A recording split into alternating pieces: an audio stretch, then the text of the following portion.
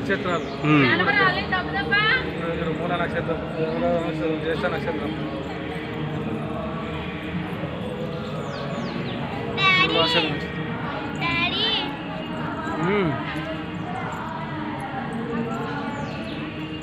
అసలు కదా చూడనికి అట్లా కనబడుతుంది, పడిపోతే మళ్ళీ బయటికి రామా దాంట్లో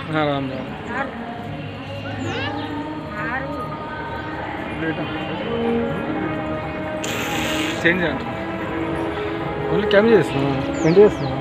అది తీసినాం, మనం కూడా రావాలి కదా దీంట్లో.